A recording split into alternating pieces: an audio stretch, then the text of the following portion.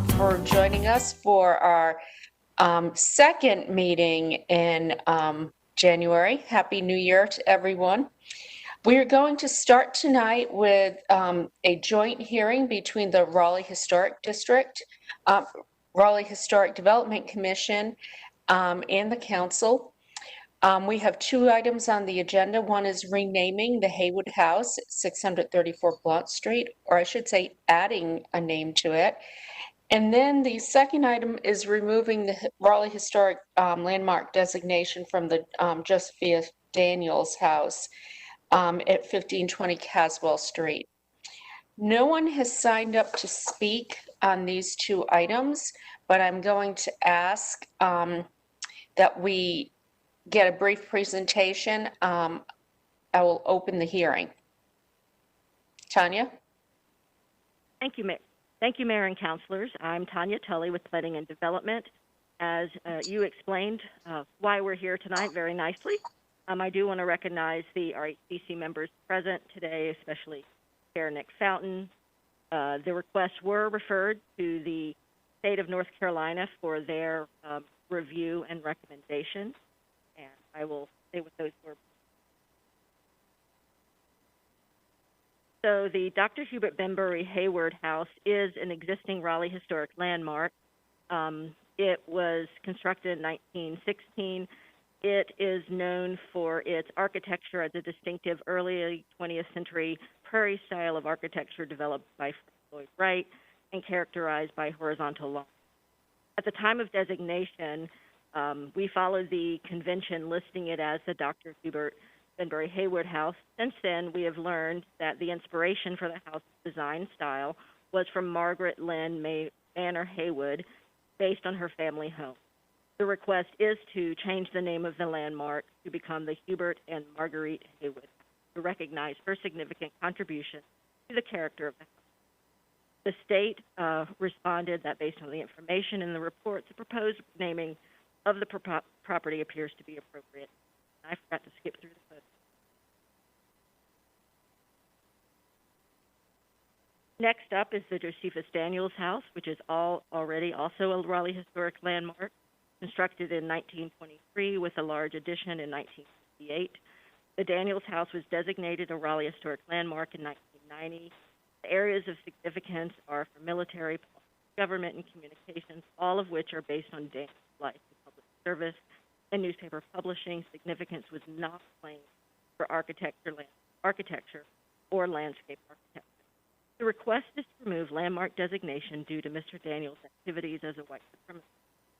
The state responded that the de-designation report appears to provide sufficient information to determine whether the proposed local de-designation of the property as a local landmark is appropriate. Oh, and thank you.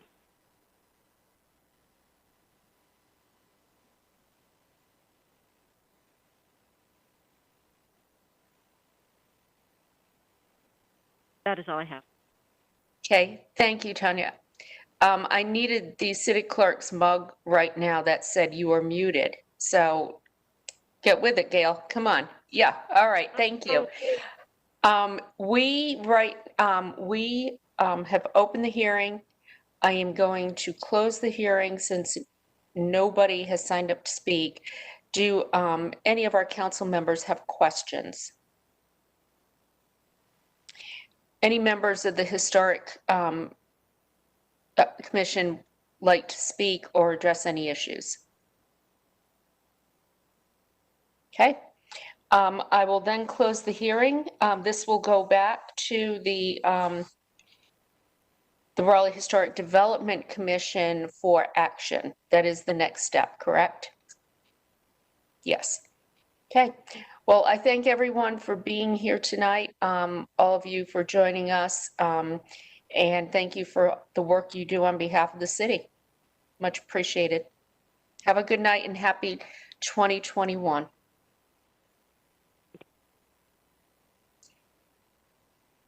Okay. All right. We are going to next go to public comment. We have 10 people signed up to speak this evening. I'm going to remind everyone that they will have 3 minutes to speak. The countdown timer is up here. I hate it when I have to interrupt people and tell them their time is up, so if you can pay attention to the time, that would be deeply appreciated. Roger Corner, who signed up to speak, has withdrawn. So next we will have Donna Bailey.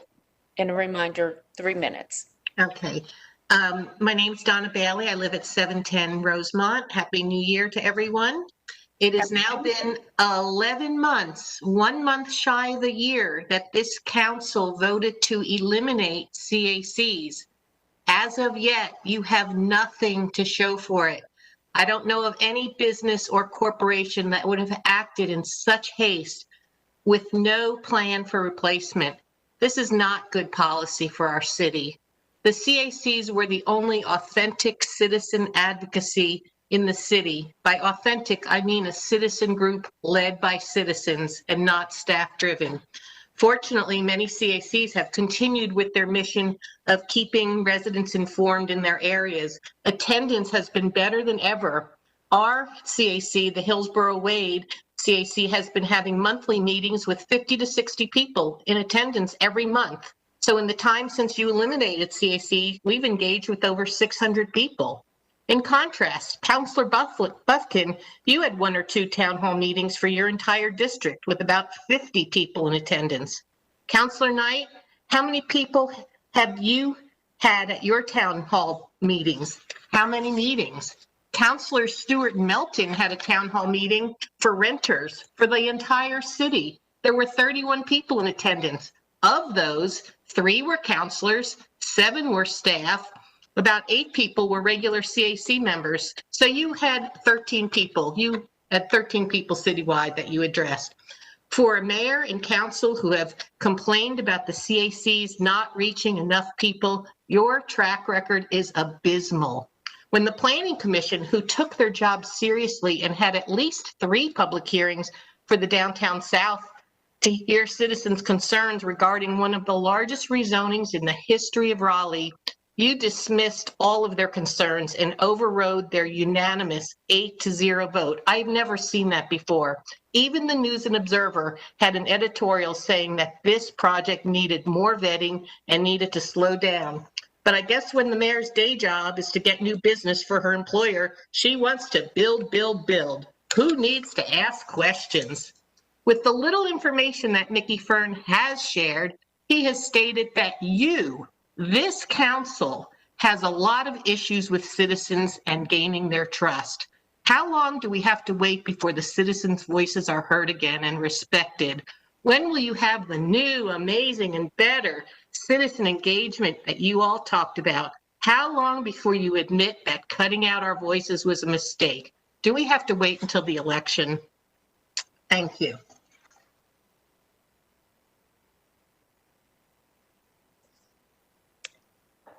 Oh, there was some time left. So Donna, you'll be happy to know that Mickey Fern will be presenting to us at our work session next Tuesday. And we will have a final plan from him in March. So we invite everybody to listen in to the work session and let's see what where Mickey's heading. Thank you.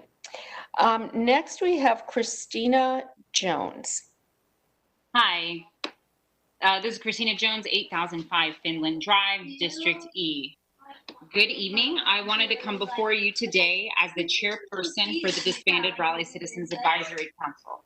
1 year ago, I spoke in front of you for the first time and asked for your help in creating a new phase of our relationship with council. While everyone was very nice to me during that meeting, a month later, we were disbanded without any warning. The pandemic took center stage for the remainder of the year, so I am here again to ask for your help in creating a better relationship. We have struggled without city support, but we continue to meet monthly, and city staff have been helpful in answering any questions once they were given the green light by the city attorney. I'm wondering what progress has been made to fill the vacuum set in place once CACs were terminated. We know you have Mickey Fern heading up the creation of a new platform for citizen engagement, but it's been 6 months on a 10-month contract, and we're still unclear as to what your vision is for the new brand of citizen engagement. I attend my counselor's virtual meeting every 2 months, but there isn't any discussion on what citizen engagement is going to look like before the election this October. Our goal has always been to ensure Raleigh residents have that information they need, and we would still like to work with you on completing that mission. Our members have the institutional knowledge of over 40 years working directly with the community to help make this a smooth transition, but we have not been called on to help. The hardest part for CACs has always been brand recognition. While we were part of the city, it was a struggle to get assistance in promoting CACs, even though we had asked for years to be added to the water bill. And this challenge has not changed. Now that we don't have city staff support, it is even harder to get the information out that people have relied upon CACs for in the past. We do have a Facebook page that I encourage all city councilors and residents to follow, and our monthly Zoom meetings allow for everyone from across the city to join in. We meet the third Wednesday of every month at 7 p.m., and you can find the meeting link by searching for Raleigh Citizens Advisory Council on Facebook. We have an election coming up this October, and we believe it is vitally important for the residents of Raleigh to understand how their voice and their vote impacts the city they live in. It is our goal to educate our community on all important issues affecting neighborhoods across the area, and we welcome your input. All of my contact information is on file with the city in case you would like to reach out. Thank you for your time, and I promise to not let another whole year go by between CAC updates. Thank you. Have a good night. Thank you. Christina, I hope you heard my comments after Donna spoke, but Mickey Fern will be presenting to us at our work session next Tuesday, and we'll have a final plan delivered to us in March. So next we have Bob Geary.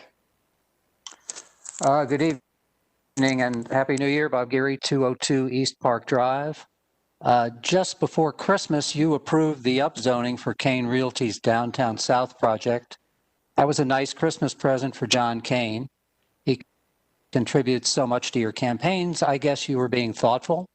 I say that because your planning commission recommended unanimously, 8-0, that Kane's application should be rejected.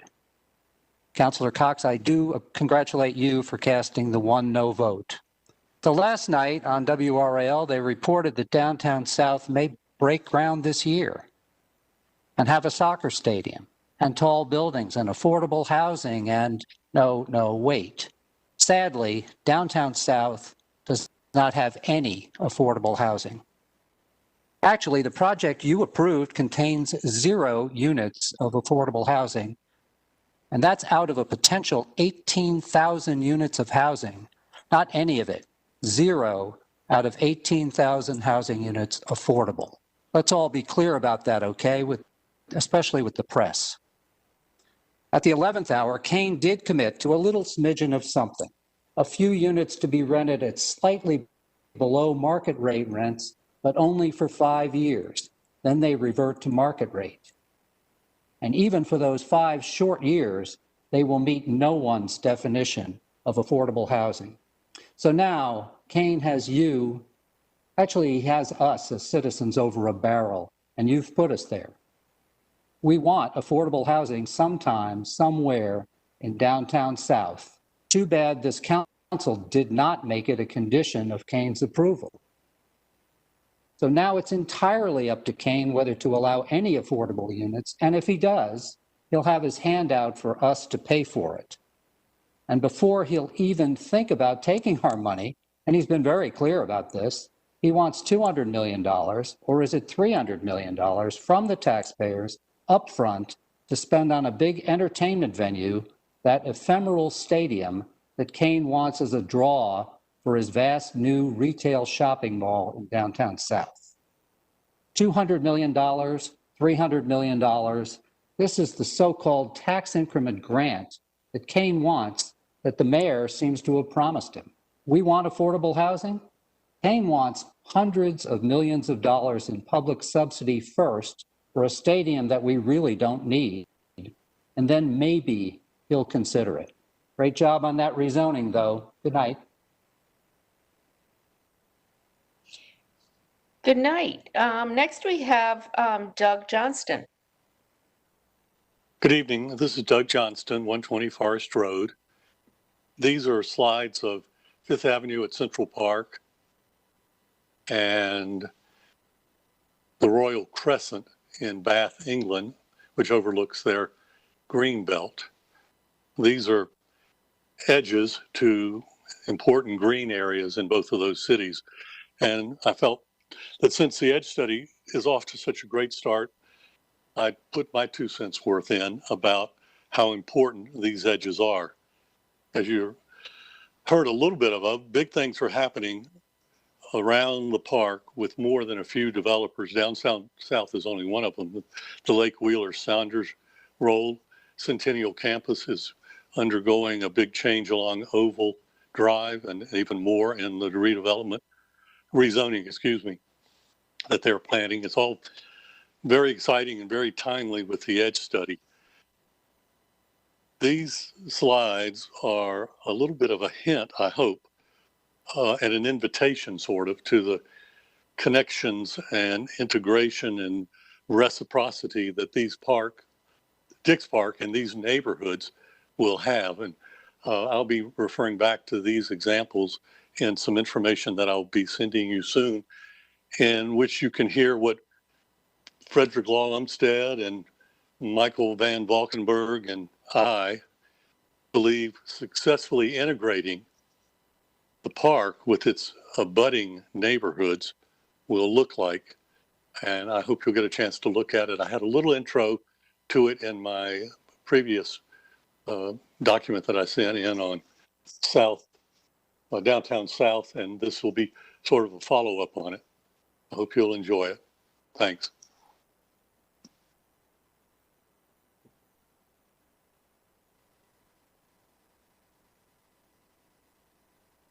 Thank you. Next, we have Michael Lindsay. Michael Lindsay, 1406 Park Drive. Hi, Mayor Baldwin and City Council members. Thank you for this opportunity to speak with you this evening. I hope all of you had a good holiday season. This evening, I want to talk about Mr. Fern's Community Engagement Project. My focus will be on accountability and transparency. As my chart indicates, today, January 5th, 2021, we are into the 8th month of Mickey Fern's $72,000 10-month contract. How do we citizens know what progress has been made, and how can we be sure our money is being well spent? Next slide, please. Here are 2 screen grabs I made on New Year's Day. One from the city's website page titled, quote, Raleigh seeks to revolutionize community engagement, end quote, and one from Mr. Fern's website. In both images, we see that the last published report on the progress of Mr. Fern's contract is September 25th. The previous 2 reports had bi-weekly in their titles. The last report didn't use that phrase. Are there other bi-weekly reports since September 25th? Are there any monthly reports that have not been made public? We are now well over 3 months since the last public report. Also, the city website has a link to Mr. Fern's website, and it says to visit his site for additional details. Well, there are no additional details on his site. It is the exact same information as on the city website. Raleigh residents were promised back in the summer of 2020 that as a part of Mr. Fern's community engagement project, we would have a website where we could go and participate in this process. We still don't have it. Next slide, please.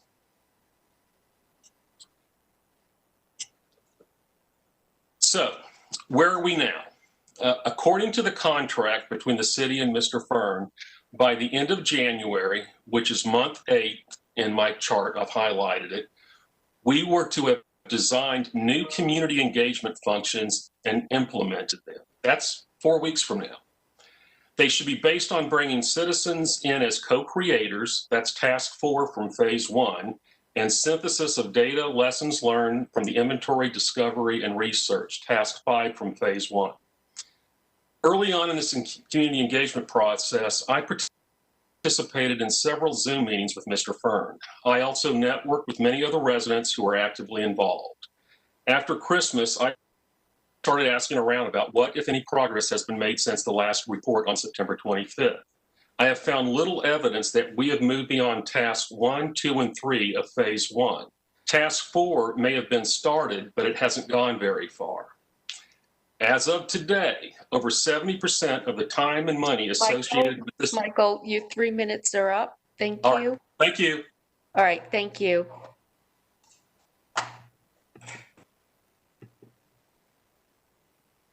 Okay, next we have Quantum Monique Edwards. Okay, wonderful. Hello, my name is Quantum Monique Edwards, and I live at 4611 Center Raleigh. And I am a graduate of Enloe High School. I'm definitely a Raleigh native, and I'm also a graduate of UNC Chapel Hill, and I run a very successful real estate firm in the Raleigh city limits. And I want to thank everyone on the City Council today for allowing me to speak, because I am very specifically here to talk about me wanting you to support the formation and the creation of an African American Affairs Board. I believe that this board is necessary because the City of Raleigh maintains a consistent amount of disengagement as it relates to the Black community.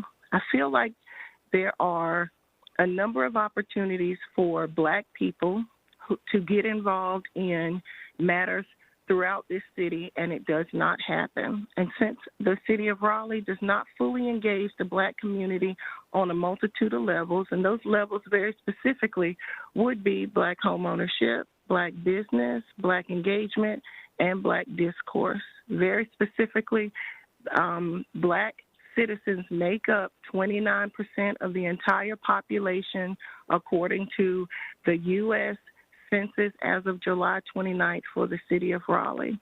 I believe that Black people contribute a lot to this city, and it is not something that is readily put forth in our community, and it's definitely not enough discourse and engagement as it relates to Black citizens. Many times we do see Black citizens engage with the city on many government affairs levels, but they're not engaged in a way that actually brings about what I would consider positive outcomes for the Black community as a whole. Right now, you do have a Hispanic or Latin American board, which of course makes a lot of sense because the City of Raleigh has a population that supports that at 11%. But with the Black community being at 29%, this is something that the City of Raleigh, again, fails to engage when it comes to the growth and improvement of African Americans. So I am here today to ask all of the members from the City Council to support the creation of an African American Affairs Board and to support that happening in the year 2021 prior to the October 2021 election. Thank you very much for your time, and I hope you will firmly consider that. Thank you. We have 3 more people who have signed up to speak on this issue. The next is Kimberly Mukhtarian.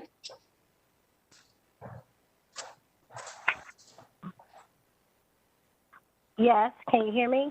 Yes, we can, Kimberly. Good afternoon to the City of Raleigh council members as well as the City of Raleigh residents.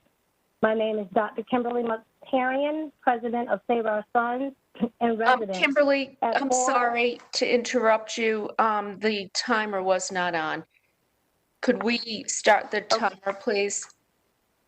Sure, absolutely. Thank you, Gary. Sorry, Kimberly. Okay, please continue. Okay, thank you. Again, my name is Dr. Kimberly Mukhtarian, President of Save Our Sons, and I am a Raleigh resident who resides at 4224 Crowfield Drive in Raleigh.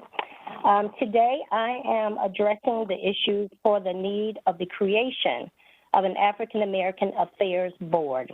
As you well know, in the city of Raleigh, Black African Americans are struggling significantly in numerous areas, and many of those areas overlap, from poverty to homelessness, to unemployment, to COVID-19, to police brutality, to racism. We are lacking in so many areas, and our issues are scattered abroad. Prior to COVID-19, the CACs was dismantled. The CACs was an avenue used to inform citizens across the city of Raleigh, and it was very essential for blacks to have such a mechanism to reach our communities. We no longer have that. In the meantime, our young people have died in various murders across the city. And when one of our people died, there are at least 3 to 4 people attached to that murder.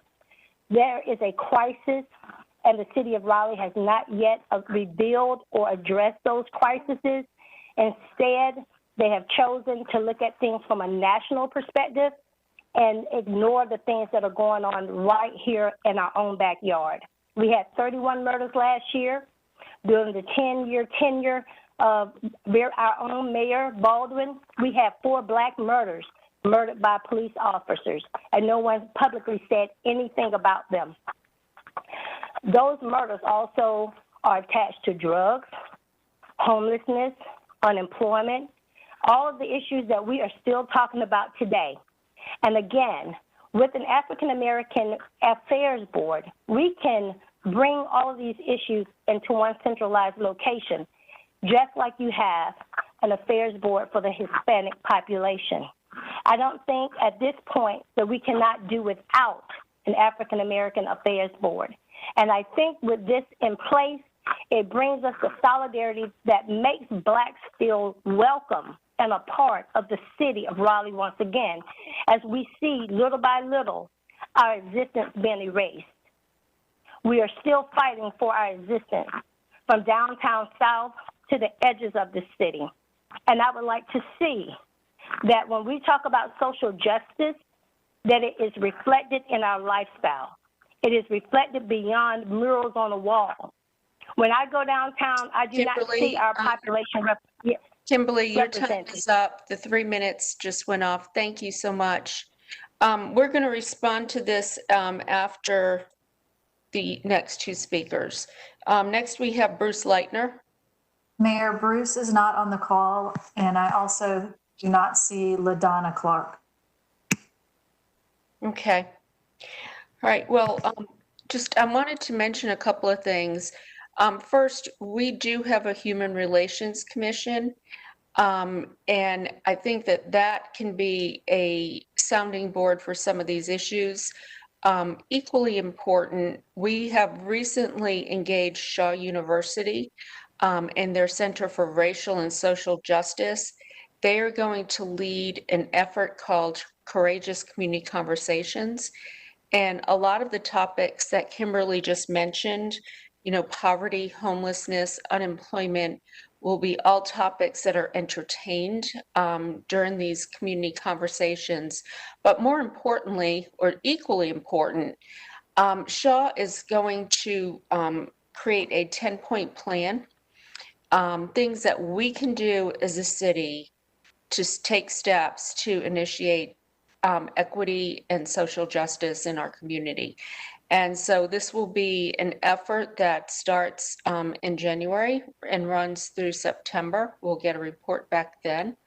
But one thing I would really like to have Quanta and Kimberly, whatnot, involved in this. And then the other thing I would like to ask is, Marshall, could you reach out to Kimberly and perhaps set up a conversation with her just to get some more specifics, but also to share information with her on the Shaw project and how she might be involved? Yes, ma'am. I'll be glad to. Okay. All right. Thank you. So that is the end of community conversations. Yep. Yes, Councilor Branch. Yeah, I just want to say I would like to also be included in that process and in those conversations. And as we work to see where we can find the common ground to move these forward, to make sure that we address the issues directly. Okay. Marshall, if you would meet with Kimberly and then follow back up with myself and Councilor Branch. Okay. Thank you. Next, we have matters scheduled for public hearing. The first one is the street closing, STC 6/2020, Walser Place in District C. No one has signed up to speak on this matter. Wait a minute, nope, we have one person who's spoken in support. Can we just get a brief presentation from staff on this? And we'll be ready to take the next step. This is Jason Myers with the Department of Transportation. This is a street closure that would close a small portion of a cul-de-sac to make it more of a through street. This is next to Montague Lane on Walser Place. It is consistent with a comp plan, and I can answer any questions you might have.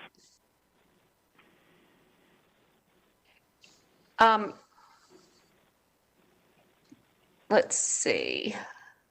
Need to put my grid layout back on so I can see everybody. Are there any questions that can be answered? Anybody have any questions, concerns? Okay, I'm going to open the hearing. We have Michael Lopez. Is he on the line, Beth? Yes, Mayor, he is here. Okay, if he can get on, identify himself, name and address. Hi, my name is Mike Lopez. We own my company owns the property that's in question here. And I'm just here to answer any questions if there are any. Okay. Well, our council did not have any questions. If you don't mind, Mike, I'm going to close the hearing and ask for a vote. Thank you. Council Member Branch? Yeah, since this is a right-of-way closure, I move for approval. Do we have a second? Seconded by Council Member Stewart. All in favor? Anyone opposed? Clerk, that passed unanimously. Thank you. The next item we have is the Lakes Drive. This is also a street closing in District A. No one has signed up to speak on this matter. Yes, and this is a stub of a right-of-way for an earlier master plan for this development. That master plan had been amended in the past, and so this right-of-way is no longer a location that a street is planned. It is consistent with the comp plan, and if council moves to adopt this closure, there'll need to be a retention of a drainage easement for some City of Raleigh drainage features that are in that right-of-way. And I can answer any other questions you might have. Okay. Thank you. Does anyone have any questions? Okay, I'm going to open the hearing and close the hearing. Do we have a motion to approve? Councilor Buffkin has made that motion. Do we have a second? Councilmember Stewart, all in favor? Anyone opposed? Clerk, that passes unanimously. Next, we have a petition annexation contiguous inside the ETJ, 4505 and 4525 Tryon Road, District D. No one has signed up to speak at this either. Thank you. Good evening. Christopher Golden with the Department of Planning and Development.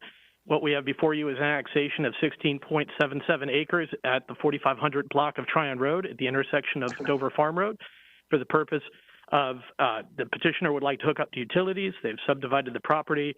There's an approved subdivision plan for the purpose of constructing 44 single-family homes. It is in the Swift Creek watershed, and it is designated as new urban in the land management plan, and the project does meet all requirements of that plan. We have a presentation available. If you have any questions, I'd be more than happy to answer them. Okay. Let's see. Does anyone do any council members have a question? Okay, I am going to open the hearing and close the hearing. Do we have a motion to approve? Councilmember Fort has made that motion. Second. Councilor Stewart, all in favor? Anyone opposed? Okay, clerk, that passes unanimously. The next item is rezoning Z2419 Raleigh Beach Road in District C.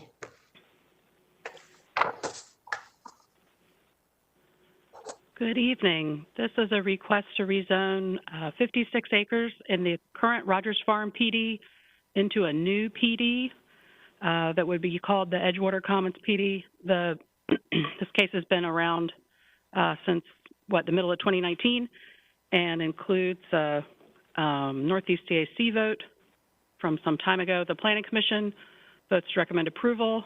And then I would also note that the applicant has proposed further revisions to the plan development proposal following the Planning Commission recommendation.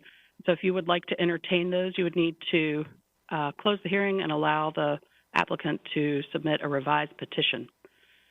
Or you may choose to take action on the case as it stands now. Zoning in the area is predominantly the Rogers Farm PD. A large portion of that PD would remain in place, and there's some other commercial zoning, some manufactured housing zoning nearby, and also some residential zoning. So here's a aerial view of the site. We're on the north side of New Bern Avenue, on either side of Rogers Lane, south of Raleigh Beach Road.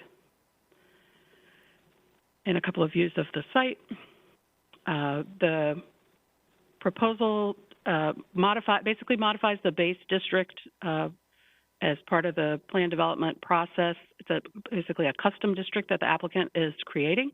So they're removing the ground floor elevation requirement for all buildings, removing the dead-end street maximum for street type B, and removing some cross-access requirements. The proposed revisions that I mentioned earlier that are not included, were not included in the advertisement of the hearing. And again, if you wanted to include these, you would need to close the hearing to allow the applicant to modify.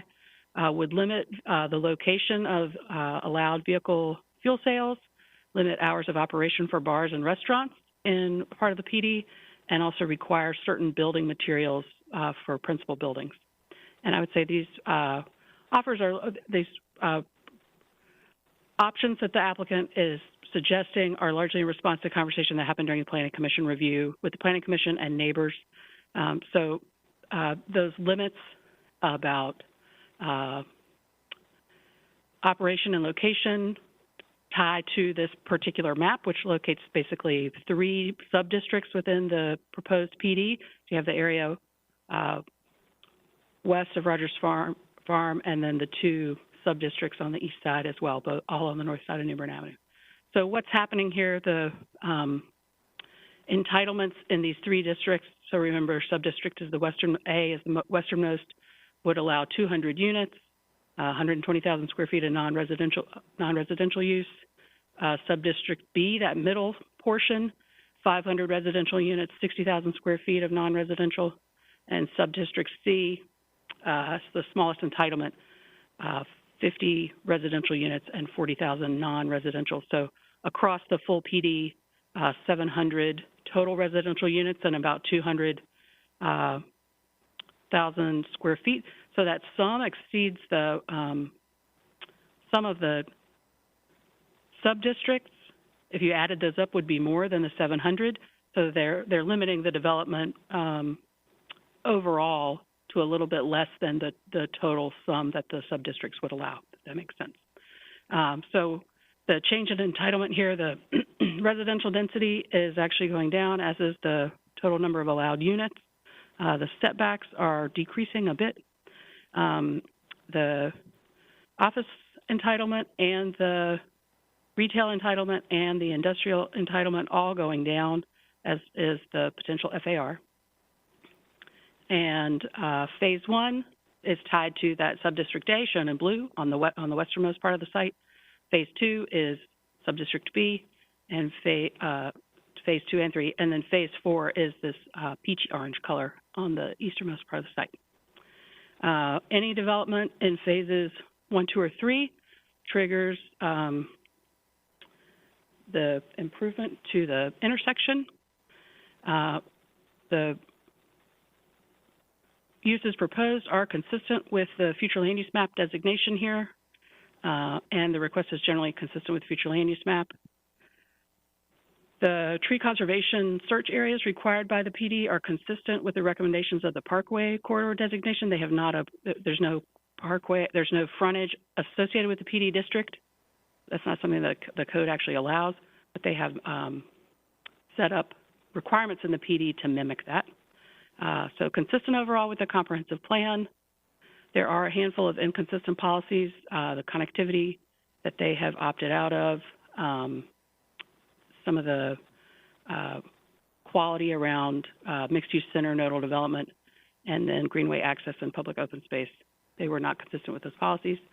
Despite that, the Planning Commission recommends approval, and I would be happy to answer questions for you about this case.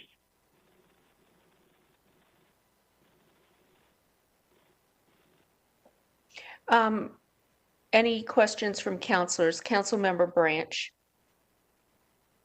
Yes, thank you. I think my first question is I have a couple, but I think the first one is probably relatively easy, but I want to make sure. Because they are reducing their number of units as well as retail, a TIA was not required for this project for traffic, because they're actually doing a reduction on what they're currently entitled to what they are going to. I'm going to defer to Jason Myers from Transportation Planning.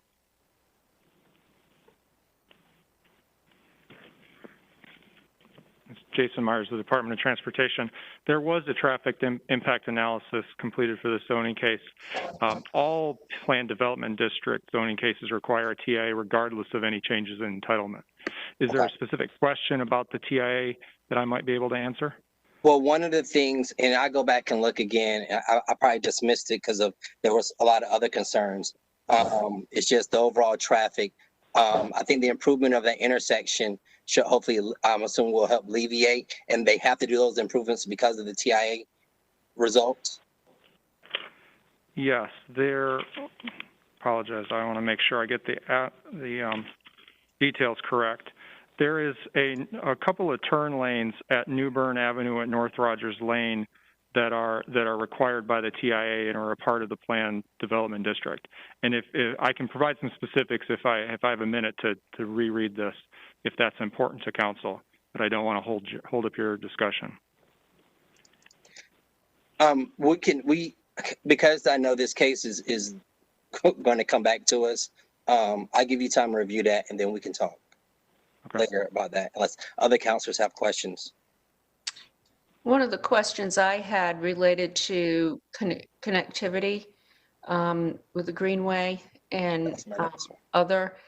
I mean, can you explain whether this issue came up in Planning Commission and what the applicant's response to that was?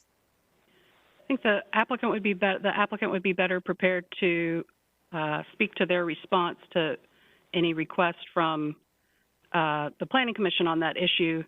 I would just note that the PD does not offer the Greenway connection, and so that's why they're found inconsistent with the policy. So the question is whether they would be willing to offer that or not. Councilmember Branch? Yeah, I have one more question.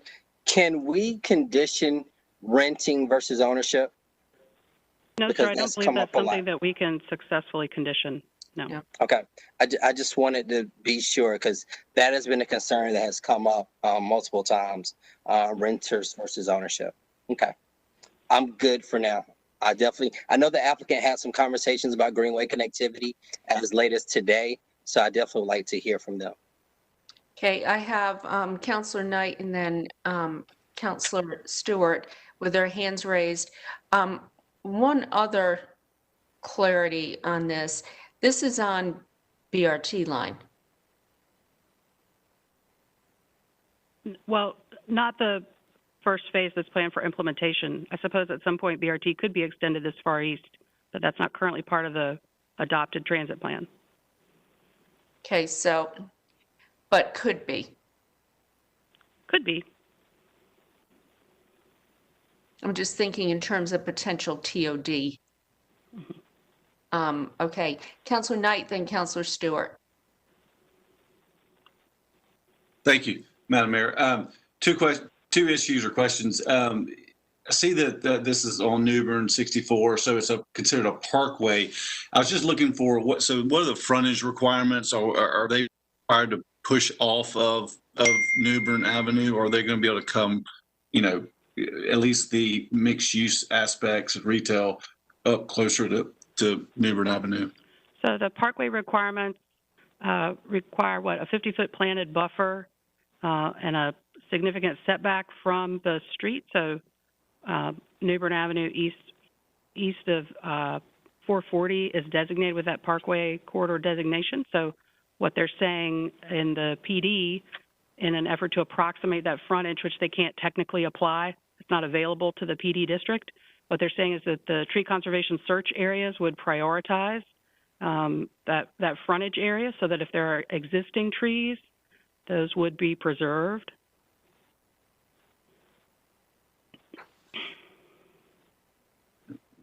Okay, I may ask more about that at another time. I don't quite understand that response from them. Okay, and then I think I saw somewhere where it says the Neuse River is the east boundary. Because I go out to Raleigh, Allen Drive, where it dead ends there, and you get on the Greenway there. Does the river come up to the property line, or the right of way come up to the property line? So the subdistrict C, which was that peachy orange color on the far right, or the east, I believe that actually borders the river, or at least comes up to the floodplain there. And so that's the section. That's about where 64 crosses the river, is at that bend. Okay. So it's the RX3CU section, that color, that one? Right, the RX3CU, that orange section is just on the other side of the river. So if the river runs between the pink and the orange in the current zoning map, which I think is what you're looking at. Okay. Yeah, I just can't see it on any of these maps, but anyway, okay. If I could get the slides back, I could show on the aerial photo. That might be helpful. That would be for me. Thank you. Of course.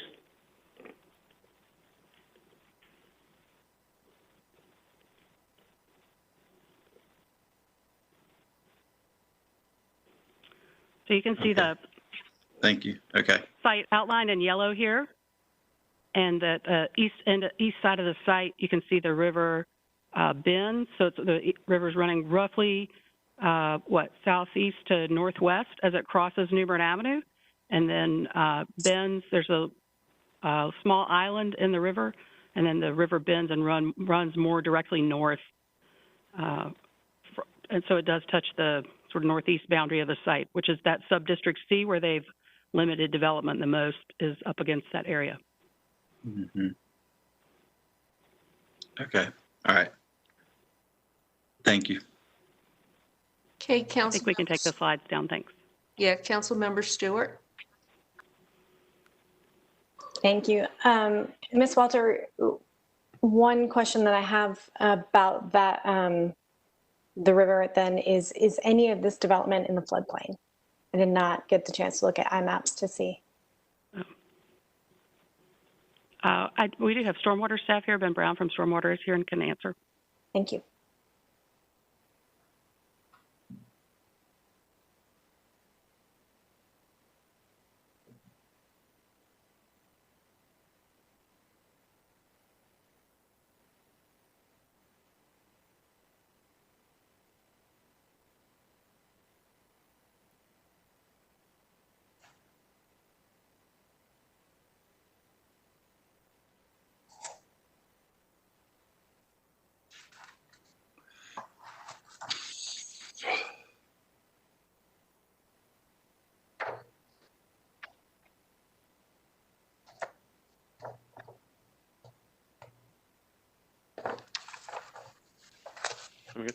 We thought you got lost there. Sorry. No, I was trying to pull up the exact map, but yes, the area near the Neuse River is in the floodplain. Follow up, and Yes. Mayor, is there any condition then that the applicant is offered to not develop in the floodplain, given the text change we have coming forth?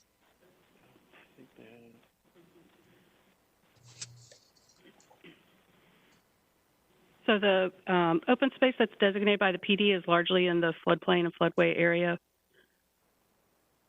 was just trying to get to the map of that. So that's largely going to be in that subdistrict C on the eastern part of the site that we looked at earlier. Okay, that may save the remainder of that question then for the applicant. Mm-hmm. Thank you. So the floodplain parcels serve as the required open space for the Rogers Farm PD, and our some of those are already owned by the city in the existing PD. Is it your opinion then, Ms. Walter, that it would make sense to include that condition, or do you feel that it might be duplicative? Plan Development District, currently a general use district in the code, and I think the question would be for, I would again defer to Ben Brown to see if he feels like appropriate concessions to the floodway and floodplain have been made. Not a stormwater expert, so I don't want to overstep. Fair enough. Thank you.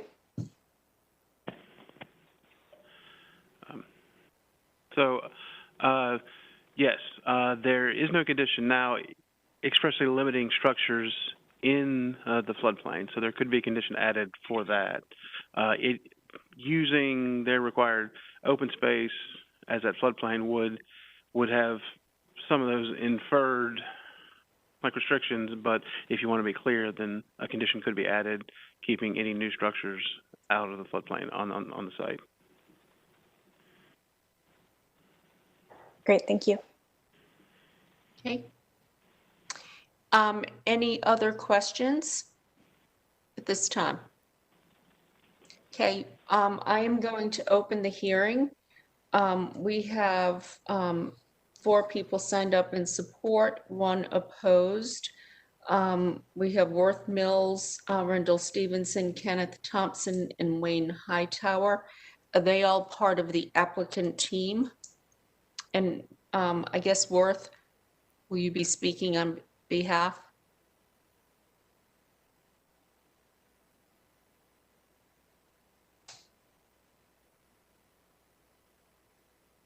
Yes, good evening, Mayor. I'll be speaking on behalf of all of those in support. So again, my name is Worth Mills with Longleaf Law Partners, 4509 Creedmoor Road, Suite 302. Yes, ma'am? Okay, I just want to make sure our countdown timer was on. So just get that going. Okay, here we go. So I'm joined by representatives of Anthony Property Group, our team's engineers, David Dunn and Reinhold Stevenson, and our architect, Ken Thompson. Just to address some of the questions that council had. So as far as the site and its orientation to the Neuse River, so the easternmost portion of the site is encumbered by the greenway and that greenway easement.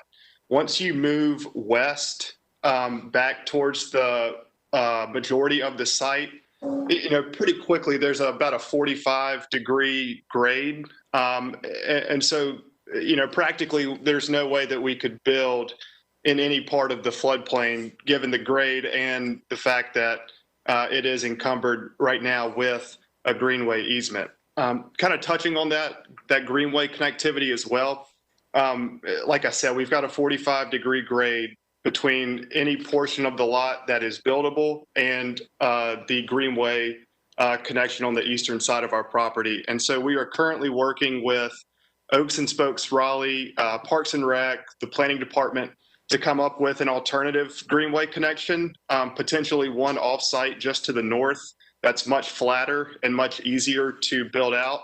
And so we're hoping to have more conversations with those stakeholder groups this week. And we hope that by the time we come back for a decision in 2 weeks, we'll have a solution available for you. But I'll go ahead and move on to the rest of the presentation and answer any questions that you all may have later. So again, just to recap what Bynum said, this is a proposal for 10 parcels along New Bern Avenue and North Rogers Lane, totaling about 62 acres. We are rezoning from a 1996 PD to a current or to a new PD that would be consistent with the future land use map, the urban form map, and the comprehensive plan overall. Next slide, please, Bynum. These top two photos on this next slide show the portion of the assemblage west of North Rogers Lane.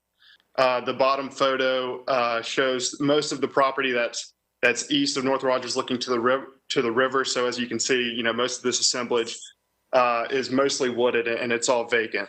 Next slide, please. So on this slide, this shows the current zoning of East Raleigh between 440 and the Neuse River. Most of the properties on the northern boundary of New Bern Avenue are zoned commercial mixed use and include retail uses. This rezoning would have a CX-based zoning district, and it intends to bring additional commercial uses to New Bern Avenue. Throughout this process, we've heard from residents in the area that they would like to see new retail options along New Bern Avenue. So the rezoning is compatible with the surrounding area, and it would fill a need of the community's residents. Next slide, please. So we were before council this summer for two comprehensive plan amendments, one to change the future land use map and one to change the street plan. So as you see here, we changed the former moderate density residential to community mixed use and office and residential mixed use closer to the townhomes. That gives a little bit of a land use buffer, and our conditions mirror that. And so the rezoning is consistent with the future land use map. Next slide, please. So this next street plan amendment converted North Rogers from a 2-lane avenue divided to a 4-lane avenue divided, and we incorporated a Main Street parallel parking road that would connect North Rogers Lane to New Bern Avenue. And so this new street plan would create or keep the same capacity as the previous plan while moving the bulk of that traffic away from the existing townhomes and closer to our commercial uses and our more intense uses. Next slide, please. So this slide shows the development plan in the 3 subdistricts that comprise the master plan. I won't go over all the figures that Bynum mentioned again, but subdistrict A is primarily intended for commercial, whereas subdistricts B and C are intended primarily for residential, but also have the office and commercial mixed use components as well. And then here you can also see the internal street network with the connector street, the extension of Sunrise Valley Place, and the new street that tees up with Sunrise Valley coming off of New Bern Avenue. Next slide, please. As Bynum mentioned, this would be considered somewhat of a downzoning where 948 units were allowed previously compared to the 700 that we're proposing. The former PD allowed for a lot of non-residential space, whereas this PD is only contemplating 200,000. So we feel that this rezoning is more compatible with the nearby residential developments and has less negative impacts to our neighbors. Next slide, please. So based on our dialogue with Planning Commission and neighbors, we've incorporated these notable development standards, among others, into our master plan. We have a quality building materials for all principal buildings. We've included a vegetated buffer, lower maximum building heights, and commercial use prohibitions to protect the existing townhome development to our north. And we've also included 2 active open spaces along the Sunrise Valley Place extension. Next slide, please. And this last slide here shows our concept of development where you see the commercial component on the west side of North Rogers Lane, most of our residential uses on the east side with some limited commercial uses there as well. And so I also wanted to touch a little bit on the traffic improvements that we're making. So again, North Rogers is being widened from a 2-lane to a 4-lane avenue. All of the North Rogers and New Bern Avenue intersection improvements are going to occur during the first phase of development per the master plan narrative.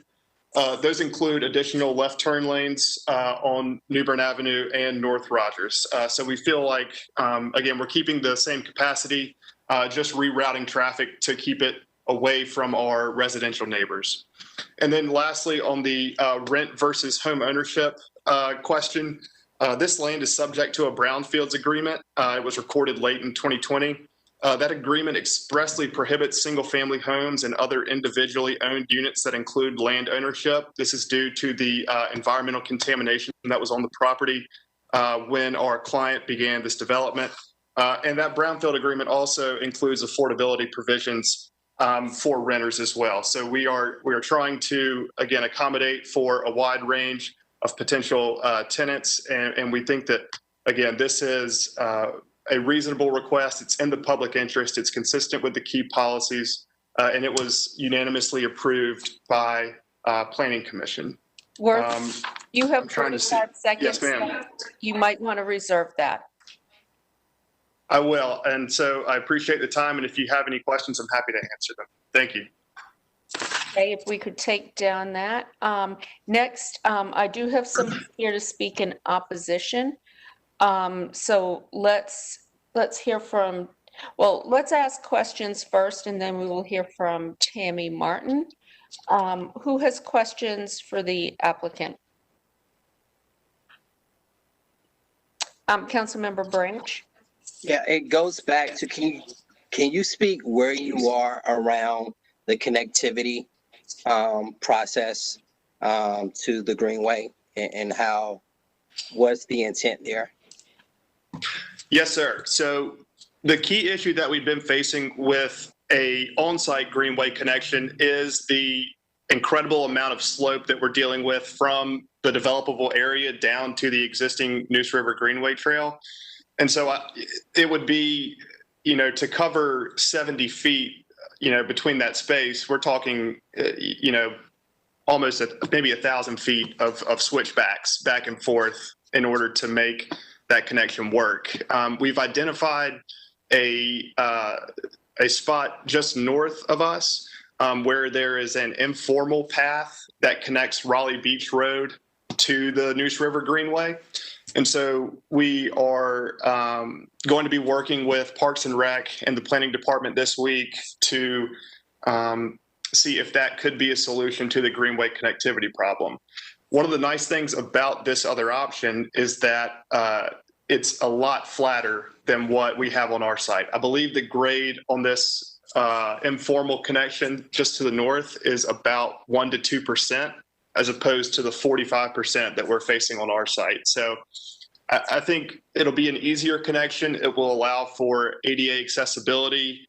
You'll be able to bike it, walk it, and it's probably going to be more centrally located for the larger East Raleigh area. It would be a lot more accessible for those single-family homes, for the Edgewater townhome residents, for the new tenants that are going in, with the Halley Company development just to our north. And so we think that this might be a win-win-win situation for all parties involved. Okay. And my next question has to do with transit and the Go Raleigh. I know we're farther up around New Hope Road. We're looking at our own transit station, but what amenities are you all offering to connect with bus 33 coming down from Knightdale already? So we do not have any amenities within our master plan right now. When we have had discussions about BRT and the current bus routes, we knew that that the BRT routes weren't extending this far east just yet, but we are amenable to having some type of amenity for bus rapid transit. We think that's an asset to our development, and that's something that we can look at as well in the next couple of weeks. So I have a question, Worth, regarding the connectivity to the Greenway. You mentioned a spot north of you that could be that point of connection.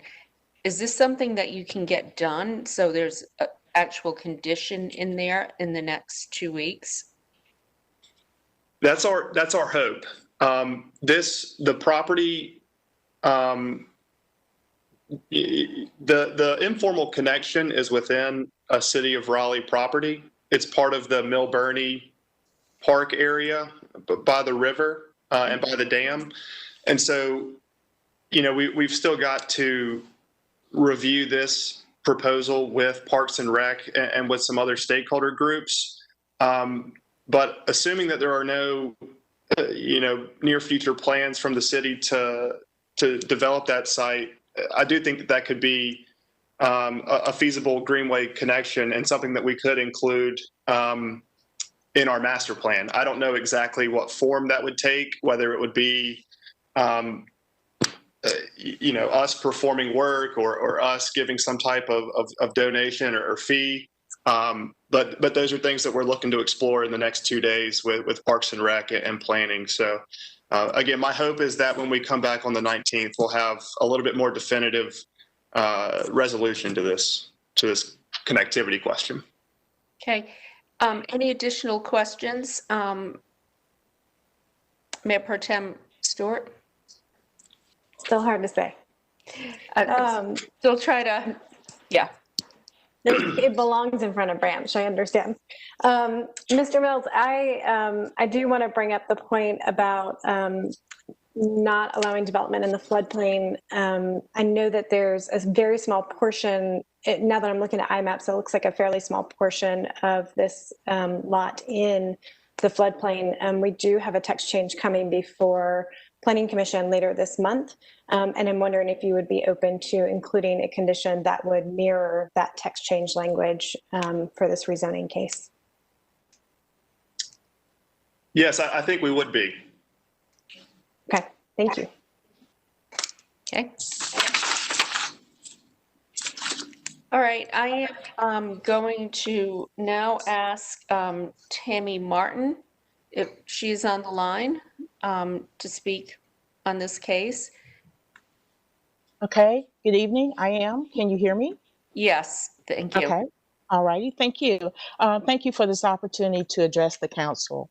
I am Tammy Martin. I live at 2320 Stony Bottom Drive in District C, and I am a resident of Edgewater. I live in the single family homes, which are adjacent to the townhomes, which are directly connected to the development, and we have conveniently been left out of this equation.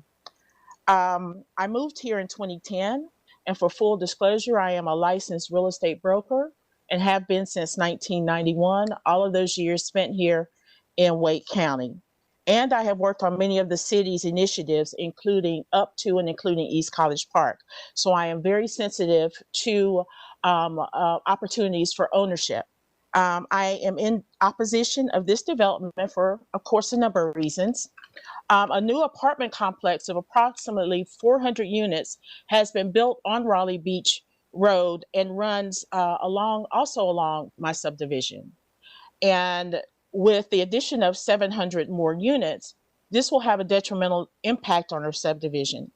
Edgewater totally has 539 home sites. 375 of those are single family. And again, we have been conveniently left out of this equation. And our subdivision, our part of the subdivision was not included. And I also want to go on record as saying the townhomes had to request the meetings with the developer. It was not the developers that reached out to us. There's already been an increase in major accidents at Raleigh Beach and Old Highway 64 in Aldi. There's more trash on our streets, gunshots, cars racing, all of the things that come with increased rental units. But perhaps the biggest concern for me and my neighbors is the development not offering any ownership opportunities. With limited inventory, as you all know, the development could wipe out any future opportunities for 27610 and be restricted to rental units and not home ownership. I'm asking the council to request the changes proposed. And I understand the Brownsfield designation, but I am not sure that the developer offered condos as an opportunity, which would have the same effect as apartments. I don't think it was given a thought. I think it was done as purely an opportunity for rental units and long-term money for them. The previous plan that they referenced quite a bit was also opposed by us many years ago, and that's why it did not go through at that point. So I want to make it clear that we were not made aware of the development, and we recently were only made aware because of the zoning signs, and it was not clear to us as residents on both sides of Rogers Lane, that this would truly affect our lives as it is going to. So I just want to make sure also that the traffic study that may have been done, if it was done in 2020, it was not accurate. We were all on quarantine in 2020. So we really need to make sure that all of these things are taken into consideration. And again, please consider the fact that this is going to take away a lot of opportunities for a lot of people. And I cannot see the clock, so I don't know how much time I have left. You have 4 minutes left. 4 minutes? Yes, 8 minutes per side. Now, you don't have to take all 4 minutes, Tammy. No, I only understood that I had the 3 minutes, but no, I don't. But I would certainly entertain questions as well. So, and I do appreciate this opportunity, and I am speaking on behalf of several people. I do know that many people on our website, our community website, were not aware and are in opposition. So I do believe we can reach a medium and a happy place for us all, but up until this point, we have not been a part of the conversation. And I want to make that clear, that we were not a part of the conversation, and we've only had to ask our way into this. So please consider the residents that are here, and I really do appreciate this opportunity. Thank you, Tammy. Thank you. I see Councilor Knight with his hand raised. I have a question of Worth as well. Go, Councilor Knight. I may have missed this at the beginning of her presentation, but where do you live, ma'am? I'm just looking at, I just want to see where your neighborhood is. We are Edgewater as well. The Edgewater subdivision consists of the townhomes, which are in the first part of the subdivision. And then I actually live on the first street and back of the townhomes, and single family homes. So like on South Hall and Wetlands and in there? I live on Stony Bottom. It's just past Raleigh Beach. They're right. Go by Aldi's and go down Raleigh, go down the street, and that's where they all live. Okay. All right. Thank you. You're welcome. So Worth, I have a question regarding notification in neighborhood meetings. Was anybody from the townhome community contacted, and anyone from the from this community contacted? Yes, ma'am. So as far as neighborhood meetings, we did begin this process during the CAC era. So we had a couple of neighborhood meetings. We went to both the Northeast and Southeast CACs. I think those were the old names of them. I know that we went to multiple because we were on a boundary line. And then we had a meeting with the HOA officers of the townhome subdivision probably 2.5 months ago to go over the request. And that's kind of when we incorporated some of the buffering and the height transitions in Subdistrict B. But, you know, after following up with the officers, I didn't get any more feedback from them. I did originally hear Mrs. Martin at a planning commission meeting, and then we had 1 or 2 follow-up conversations, just the 2 of us, after those planning commission meetings. Okay. Does anybody else have any comments? My question is, have they considered the condos, which are similar to apartments? We have considered them. I think from the developer's point of view, that condos from a market perspective may not be suitable in this area. And I think that they were looking more at the garden apartment style of residential development here.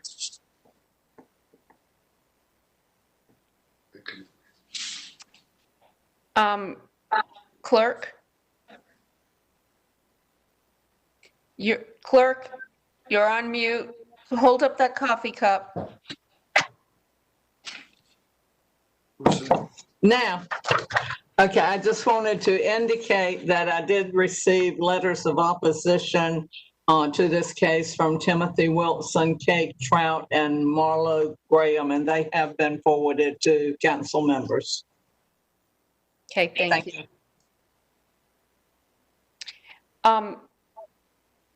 So this is going to be, we're not making any decisions tonight. We're going to, if we want to, we can close the hearing so more conditions can be added. Is that the gist? Councilmember Branch?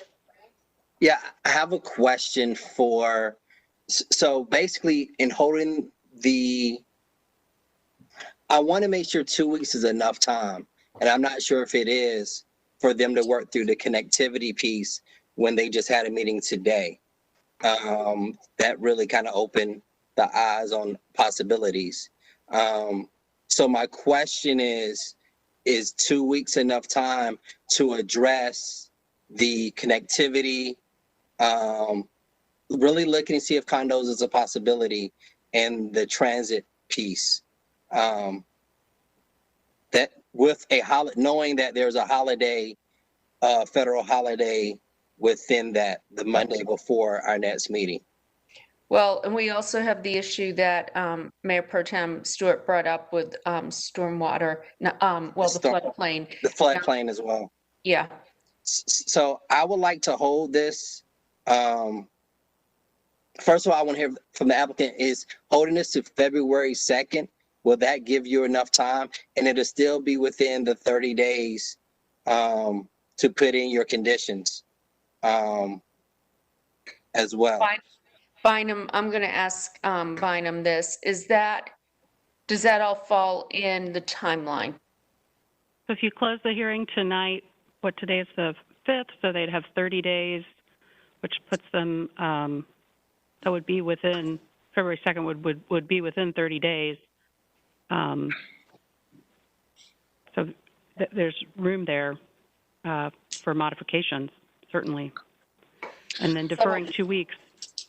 So if you defer to the 19th, they have to have their conditions in by Friday of this week, which is impractical. I think impractical. It's a tough turnaround for an applicant. And when would they have to have their conditions in if we defer to February 2nd? It would be, what is that, like the 22nd of January? So two additional weeks from Friday. Okay. Councilmember Branch, this is Worth. That's fine with us if you would like to hold it until the first February meeting. I'll just note that there's not anything that we can do as far as home ownership or rentals in a zoning condition per state law. So, it'll be a market decision, but I'm kind of stuck in that regard. I understand. Right. I am going to close the hearing then. We will move this to February 2nd or defer it to February 2nd for further consideration. Worth, I think y'all have some work to do. The council wants to see conditions on transit, on connectivity, and also address the floodplain issue. So, yeah. We'll get to work. Councilman Madam Mayor, I'd like to get a better understanding, not necessarily a condition, but from the applicant on the frontage issue. So I'd just like to learn a little bit more about what they're planning to do about that, given this is a PD. So I'd like to have that conversation. Thank you. Is that a conversation with staff? I guess it's more with staff and with the applicant. All right. Bynum, could you follow up with that? Okay. Of course. All right. Okay. We will see you back here then, February 2nd, hopefully with the concerns that were raised addressed. Thank you, Worth.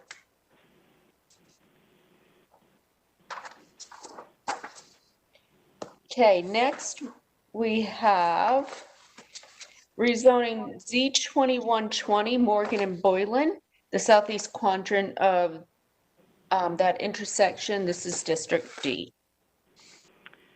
That's right. This is a request to rezone just under an acre from DX7 with an urban limited frontage to DX20 with an urban limited frontage and conditions. The request is consistent with the future land use map and the comprehensive plan overall, and the Planning Commission recommends approval unanimously. So aerial view of the site, as the mayor mentioned, this is the southeast corner of Boylan and Morgan, and a couple of views of the site. So this is the, we'll just keep going. So there's a restaurant located on the site now. So conditions here limit building. So remember, the base district was a 20-story height limit. They've limited height further to 18 stories. They've prohibited some uses. They've specified active uses fronting Morgan and Boylan. They have specified building materials, and they have also specified screening of structured parking on Morgan and Boylan. So the change in entitlement here, you're seeing a significant increase in the number of units per acre, as well as the maximum number of units allowed on the site. The office space entitlement is increasing significantly, and the retail square footage increases modestly. Setbacks are not changing because the base district is not changing, nor is the frontage. And there's a lot of stuff here that this is consistent with the central business district future land use map designation. It's also, the frontage is consistent with the urban form map designation. The height request here is inconsistent with the downtown west gateway plan, but it is consistent with the plan overall. So those two area plan policies from the downtown west gateway plan are inconsistent, and the Planning Commission does recommend approval. What questions could I answer for you before you open the hearing? So I understand that if we are to act on this, we will need to close the hearing and defer our decision to allow a revised condition on screening. If you wanted that, yes, ma'am, you would need to close the hearing to modify the conditions on screening. Okay. All right. Any questions of staff? Okay. No one has signed up to speak in opposition. We have Toby Coleman, Richard Adams, and Tyler O'Farrell. I'm not sure if Toby is the one who will be speaking on this and for the applicant. Good evening, Mayor. Toby Coleman, I am going to be the one speaking. We do have a brief presentation. I'll let that load up. And if we could skip to, Biden did a good job of sort of giving you an outline of the presentation. I don't want to unduly burden you. Here's the site, as you can see. It is, I will forever know it. Toby, I'm sorry. Sure. Toby, countdown timer is not on.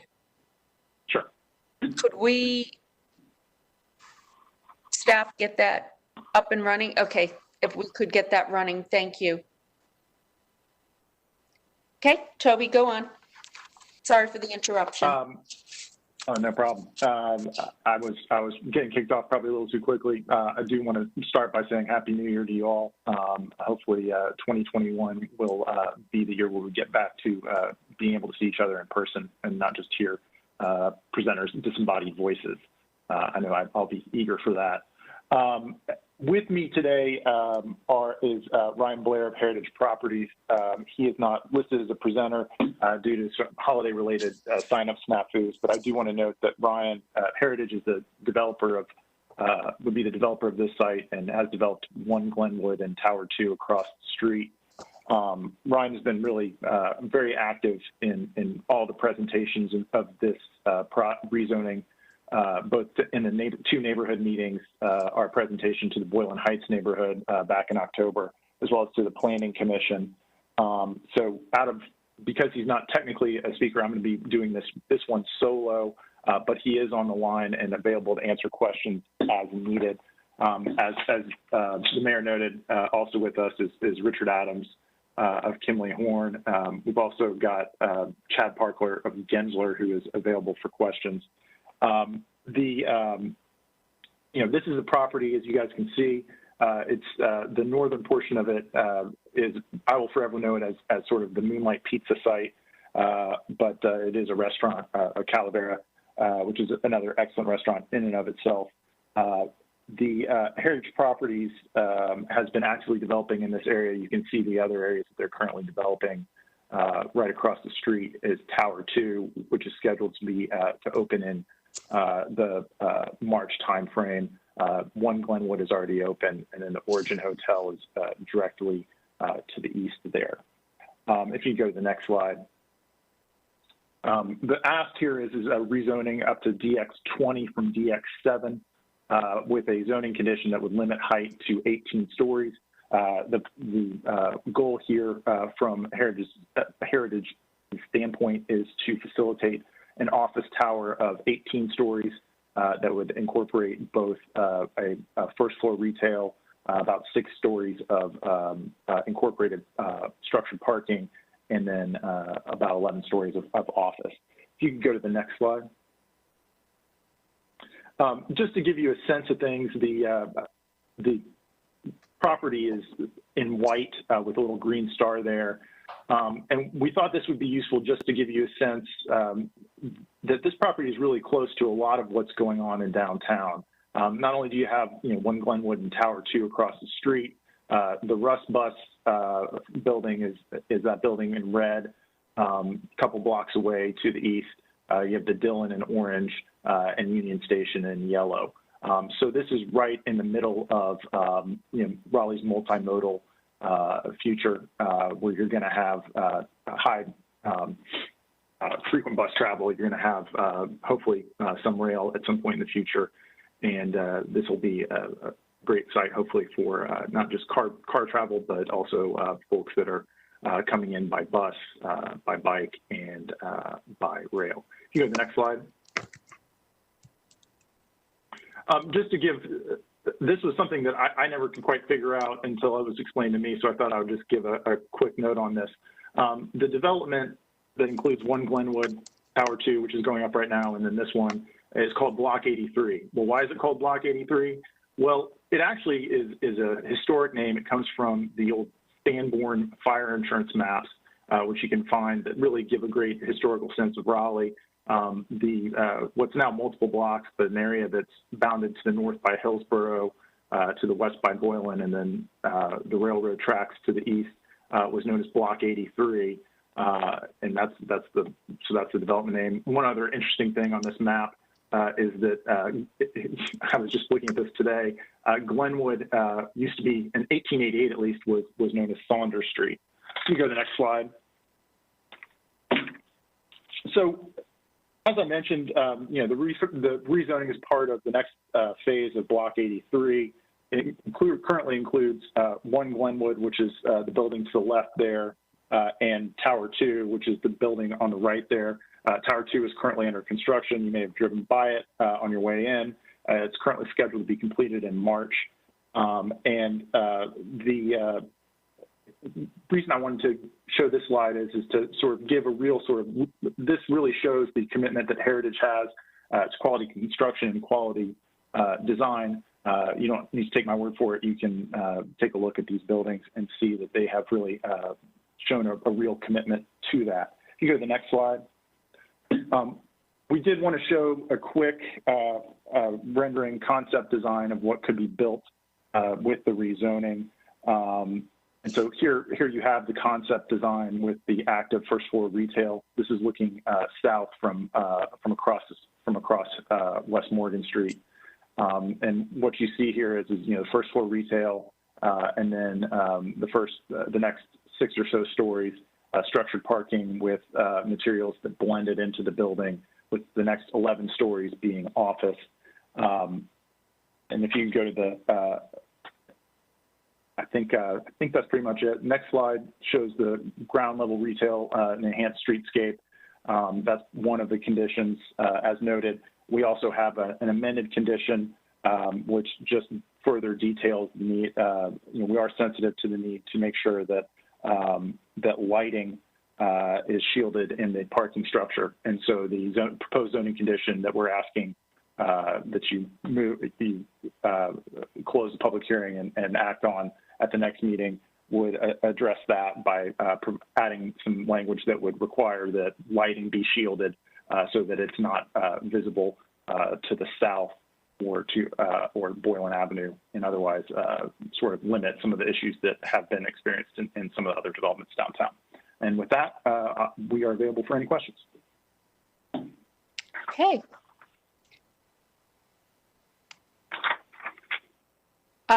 Any council members have questions? Okay.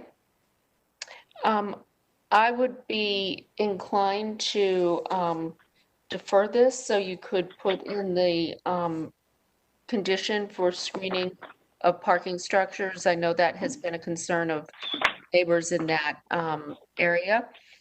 So, Councilmember Fort, this is your district. Do you have any additional comments or concerns?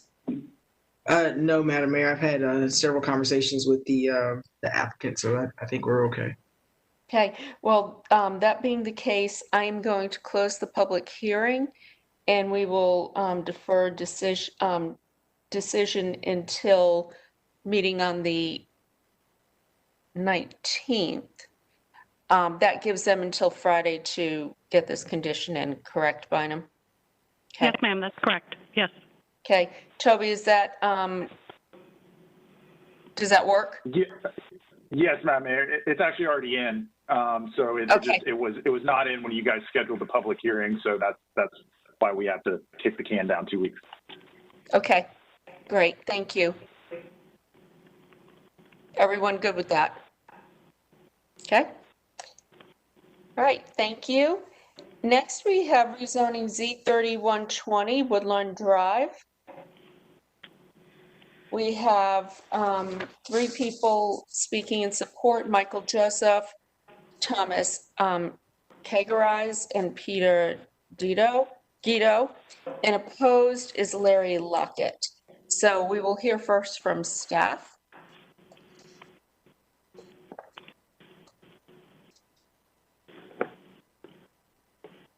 This is a request to rezone just over an acre from R6 to R10 with conditions. The request is inconsistent with the future land use map, but consistent with the plan overall, and the Planning Commission voted to recommend approval. So this is on the south side of Lewisburg Road, between the city's Kyle Drive property and North New Hope Road. 2 lots on either side of a piece of right-of-way, a couple of views of the site here. So the conditions limit development to 10 dwelling units and require construction of a traffic circle, which would help manage new traffic that results from the completion of the right-of-way that would be required with development. And this is the example traffic circle that has been used in conversation with the applicant by staff. So the maximum number of units goes up to 10, and the setbacks are decreasing very modestly. Just some of the side setback goes down. Inconsistent with the low density residential designation because it allows greater density than other building types, greater density and building types that are not recommended. So you can see here, Woodlawn Drive is incomplete and just at this one parcel. And so the development of the lots would require completion of the right-of-way here. There's no urban form guidance. It is consistent with the plan overall. The future land use map inconsistency brings a inconsistent policy and then just a couple of policies related to pattern, single-family neighborhoods, and infill compatibility, basically because of the density that they're requesting. And if the zoning is approved, it would amend the future land use map to moderate density residential. As you can see what that map would look like on the right. Again, the Planning Commission does recommend approval. and I'd be happy to answer any questions you have before you open the hearing.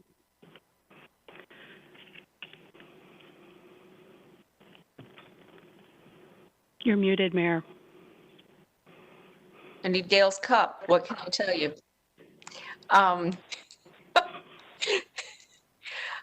Councilmember Cox.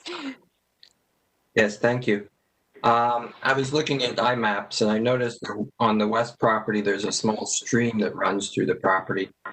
And then north of these properties, I noticed there's a conservation management district. I was wondering if you could comment on that because the stream seems to run into the conservation management district. I was wondering what the history is on the conservation management district, and I was wondering about the stream that's on this property.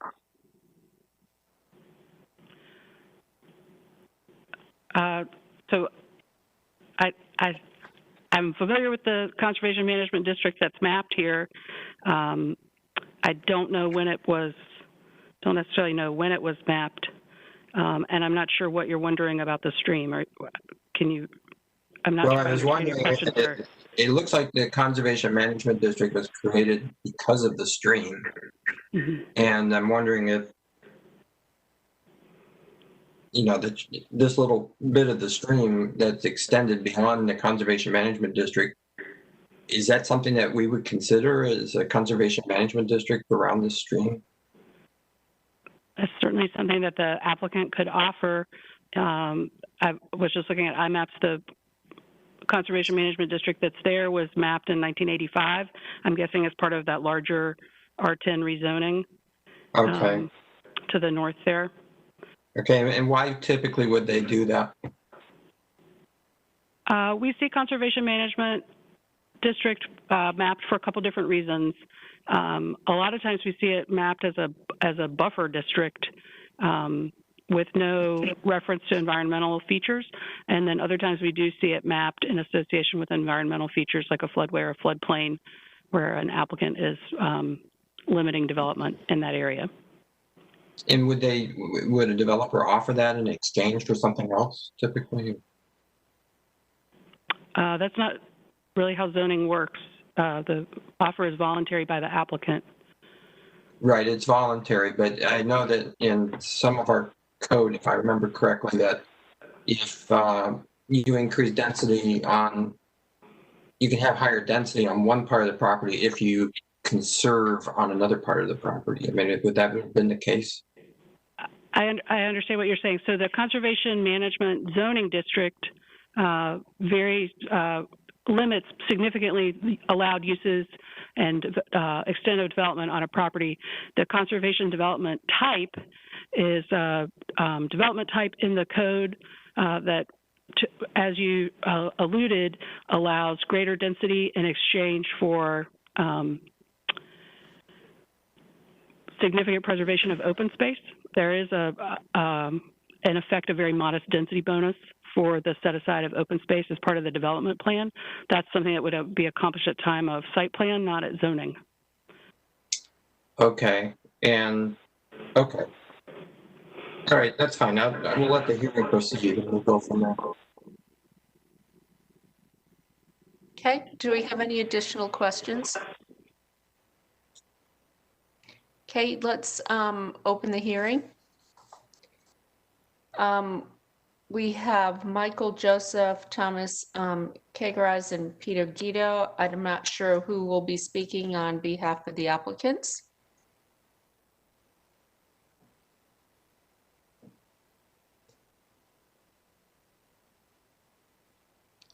Beth, do we have somebody on the line?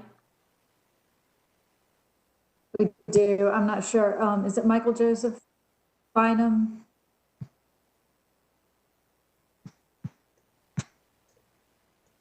This is Michael Joseph. Can you hear me? Yes, we can, Michael. Okay. Thank you very much, Mayor and council members. I'm with Veteran Engineering Associates. We're engineered and helping Peter Guido here with this project. Was hoping that Pete might come in and speak to this project if he's available. I know that he's on the line, but he may be muted at this point. I'm here. Can you hear me now? Okay. Okay. Yes, I'll defer. I will defer to Pete, and be happy to answer any questions if need be. Okay, thank you. Hello, this is Peter Jitto. I live at 7320 Bassett Hall Court in Raleigh, North Carolina. This is a project that I am looking to rezone to have the ability to build up to 10 units from its R6. I bought this project. It already has the dedicated right-of-ways there that I'm going to have to extend. We had meetings with the neighbors. Their chief complaint was of traffic. We hope to be able to solve that with the traffic circle, and we added that as a condition of our zoning to have install a traffic circle. We worked with the city planning commissions and city engineers to add in the traffic circle from Woodlawn Drive due to the multiple complaints from the neighbors south on Woodlawn Drive who are on a state maintained road and not annexed into the city from the connection. The city would require me to build the connection between the right of ways, even if I didn't rezone and I did the building there anyway. The neighbors were made aware of that. And at that point, the traffic circle met what the planning commission wanted to do. Our ultimate goal is to be able to build 10 units there and try to hopefully be able to sell them at a good affordable rate for Raleigh and connect to both, make the roads more connected for the city of Raleigh. I'm more than glad to answer any questions that anybody has. And I have my engineers on the line for any more specific questions. All right. Do we have any questions for the applicant? No, we don't. So what I'm going to do is now go to Larry Lockett, who is signed up to speak. He is opposed. Can we get Mr. Lockett on the phone?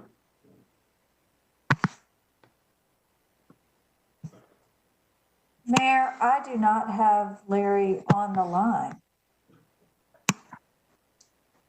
Okay.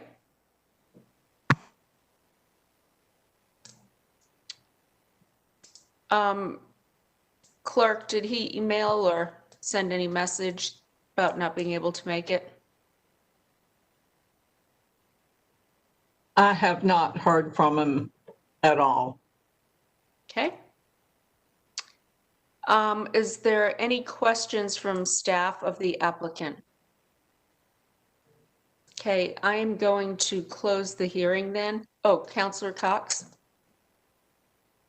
I was going to say you can close the hearing and I'll make a motion. Okay. All right, well then I close the hearing and if you will make a motion. I'll make a motion to approve. I move to adopt the proposed consistency statement dated January 5th, 2021, contained in the agenda materials, and to approve the zoning amendment with the adoption and effective dates described in the agenda item under recommended action. This approval is also deemed an amendment to the future land use map to the extent described in the adopted consistency statement. So moved. Mayor Pro Tem Stewart has seconded that. All in favor? Anyone opposed? Okay, clerk, that passes unanimously. Thank you very much. Next we have rezoning Z4120, 7650 and 7630 Acc Blvd. I have, let me see, 1, 2, 3, 4, 5 people to speak in support, 1 opposed. So we will start with the staff report. Thank you, Madam Mayor. Bynum Walter, I don't need slides for this. So this public hearing was advertised, set by you and advertised by staff, and after it was advertised, the applicant indicated that they would like the public hearing to be deferred to February 2nd, and so we sent follow-up mailed notice to neighbors to let them know to expect deferral to the 2nd. We do have 1 person signed up in opposition, and I spoke with Ms. Liu earlier today. She would like to make her presentation this evening. And the applicant has asked if she might have the opportunity to respond to comments from Ms. Liu tonight, but that otherwise my presentation and the applicant's presentation would wait until February 2nd. What questions can I answer for you before we hear from Ms. Liu? Well, it's just a little awkward to hear a presentation in opposition when we haven't had the full presentation. So we won't know or understand what the objections are fully. So I'm concerned about doing this that way. If that's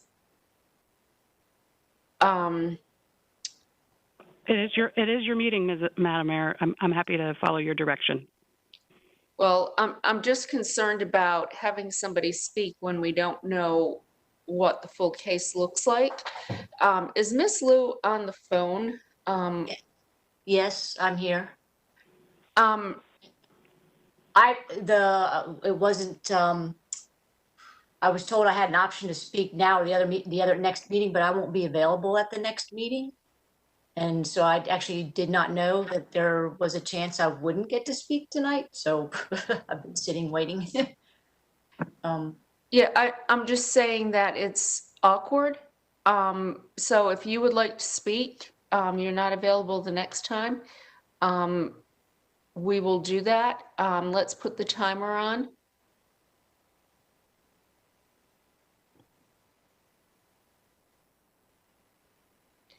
Okay. So just I've not done a public hearing before. So like if I don't have much to say, but like if I take up a minute, does that leave like 7 minutes for the people at the next meeting? Yes. Okay. This might be a good introduction then. Okay, if you could start with your name and address for the record. The clock's already started and I haven't started yet though. Thank you.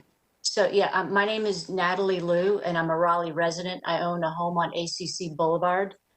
Start the clock, please. Thank you. Sorry, Natalie. So I'm on the HOA board for this is the Charleston Homes at Alexander Place community, and I'm on the HOA board. So I'm representing all of the residents and homeowners.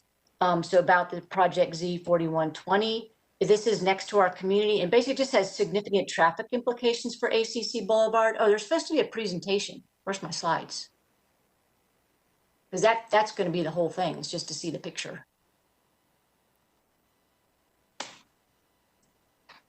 Yeah, well, oh, that's not the, well, okay. Yeah, I guess there was supposed to be there was a different slide set. And now I can't see the timer. So I have no clue, is the timer going?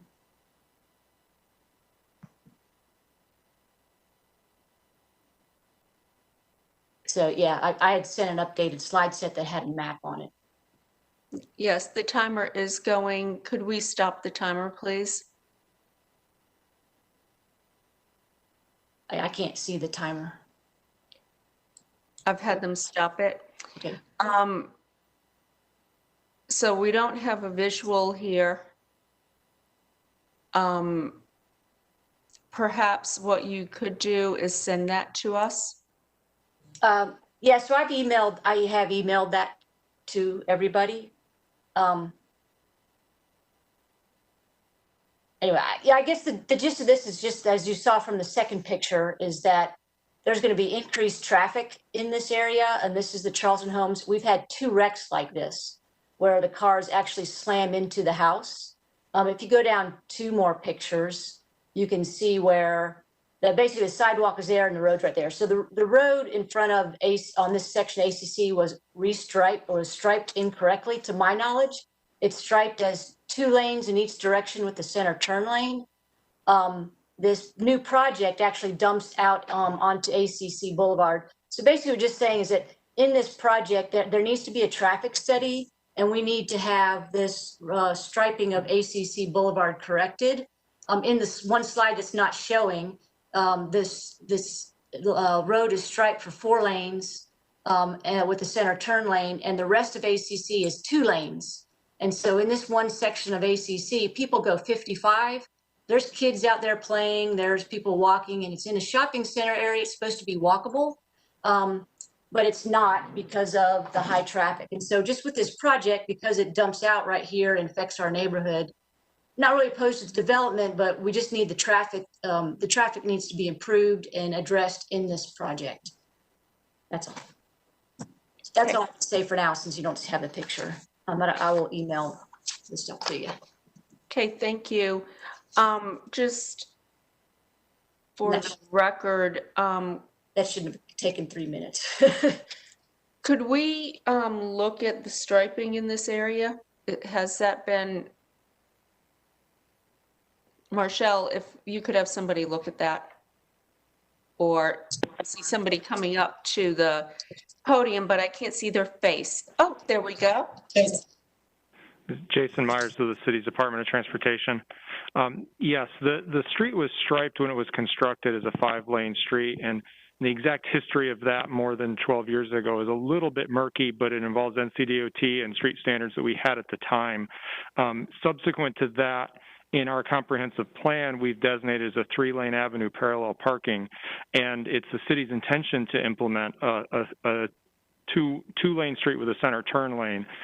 That is not something we can do immediately because it is actually still a state-maintained street, and NCDOT still has some control over that, but staff is working on trying to find a way to get that done and expect to be reaching out to some of the neighborhood soon to be able to ask some questions about how that can be done. There's some choices in doing that, and we'll be working with NCDOT to try to get that goal accomplished.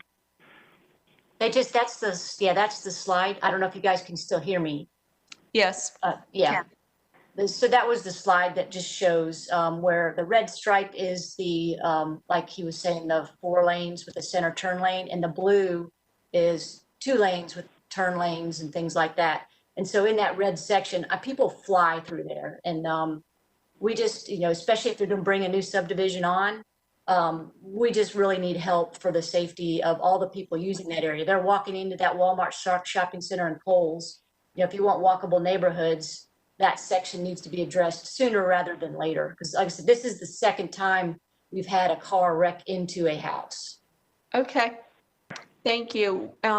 Jason, can you just keep us informed of the progress that you're making or not making, and if necessary, can make reach out to NCDOT. Just keep us informed. Yes, ma'am. And one other thing I forgot to mention is that right now my colleagues in the Department of Transportation are working on putting up some additional signage. It's a 35-mile-an-hour speed limit by citywide statute, but there hasn't been 35-mile-an-hour speed limit signs. So those and some curve warning signs will be going in shortly, but we will keep council up to date. A few speeding tickets wouldn't hurt either. Yep. Okay, so we are going to defer this hearing to February 2nd, you said, Bynum, correct? Yes, ma'am. Okay. Well, that was the first time I've ever done a hearing like this. So we'll continue the conversation on February 2nd. Thank you. All right. Next, we have Z4220 Cameron Street. No one has signed up to speak in opposition.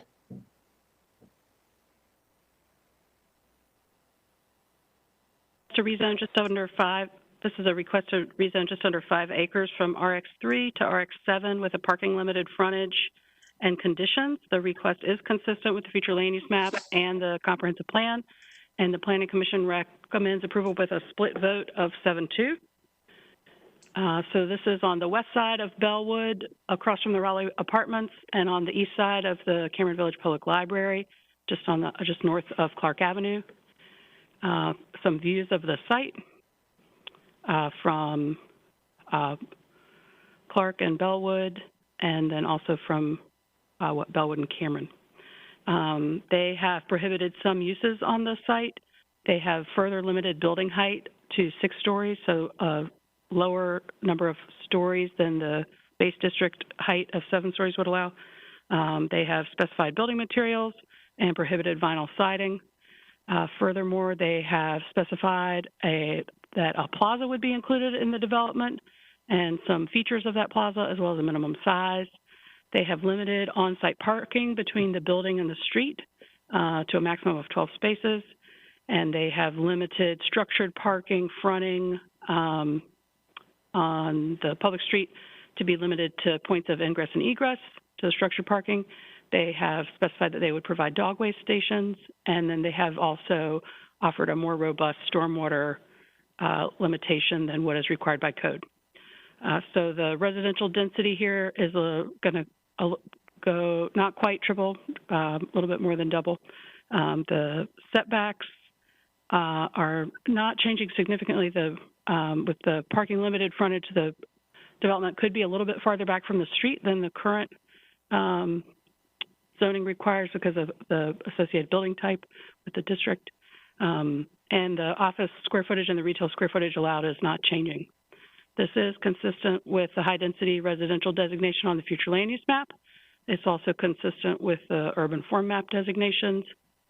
Again, consistent with the plan overall, the frontage, and there is an area plan policy from the Cameron Village Hillsborough Street plan that recommends lower height here than what they have asked for. The Planning Commission does recommend approval by a split vote of 7-2, and I believe that the height question was the concern there. What questions could I answer for you before you open the hearing?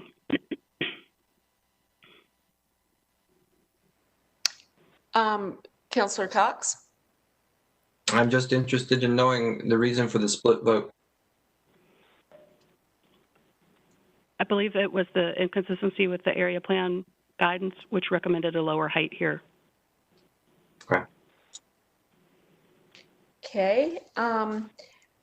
We have 5 people signed up to speak in support. No one has signed up to speak in opposition, as I said. I see Jamie Schwelder has signed up to speak, and I'm going to assume that she is the attorney for the applicant. Yes, good evening, Madam Mayor. I'm here and available to present the case and have members of the team available for questions. Okay. Before we begin, I'm going to open the hearing. I'm going to ask council members if anybody has any questions or concerns. Councilor Fort, I know you have been meeting with the applicants on this. Do you have any questions or concerns? No, Madam Mayor. And in addition to meeting with the applicants, I've had conversations with several folks in the community about this project. And I think the applicant has made adjustments that folks in the community have been able to accept, which is why you don't have anybody signed up in opposition tonight. Okay. If we were to close the hearing, Councilor Fort, are you inclined to make a motion to approve? I am, but when I click on the tab, the motion to approve is not coming up for me. So that would be my only issue. Okay, well, we can have Robin read it. Mayor Pro Tem Branch, you have your hand raised. Yeah, I just have one question. Was there any conversations about affordable housing at the Planning Commission? Is that directed to the applicant or to staff? Yeah, it's applicant or staff. American answer. Questions on affordable housing have come up in the community hearings requesting that, had those been considered, but they aren't part of the package that we're offering and in the zoning tonight, because as you see, we have a significant amount of other commitments and conditions that we have included in response to other concerns that were raised. Okay, thank you. Okay, any other questions? Okay, Jamie, with Councilor Fort ready to make a motion, would you object to my closing the hearing? I would not. We have a presentation. I'm happy to answer any questions, but wouldn't object to that. Okay, then I'm going to close the hearing. Councilor Fort, you cannot find the consistency statement, I guess, in the link. It looks like that they put the staff report in twice. I don't know if Bynum is there and there's a way to get that. Because I have the same problem. It pulls up and it's labeled as the approval, but it is actually another staff report. I think, The record, if that is helpful. It might take me a minute. Okay. I think I have it if no one else does.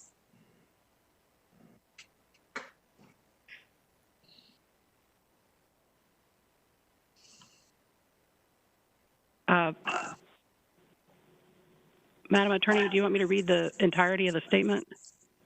The part that says, I move to adopt the consistency stands about a paragraph at the top. Right. Yes. So I move to adopt the proposed consistency statement dated January 5th, 2021, contained in the agenda materials, and to approve the zoning amendment with the adoption and effective dates described in the agenda item under recommended action. That's my motion.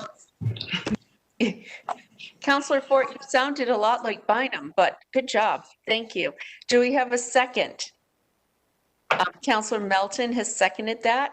All in favor? Any opposed? That passes unanimously. I just want to commend the applicant for the conditions and the level of detail that went into this proposed rezoning. Really good job. So, thank you. And What, can I interrupt one more time? Bynum, are you sure that's the motion for Z42? Okay.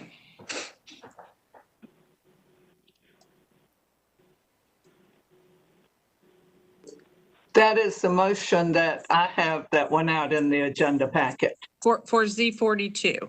Yes. Okay, just double checking. 1801 Cameron Street. Perfect. Okay, just double checking. Sorry for the confusion.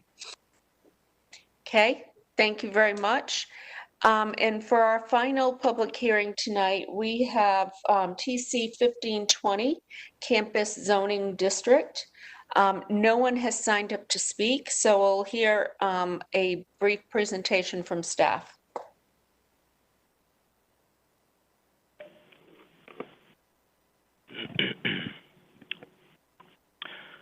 Good evening, Justin Rometta, Planning and Development staff, here to present text change case TC 1520.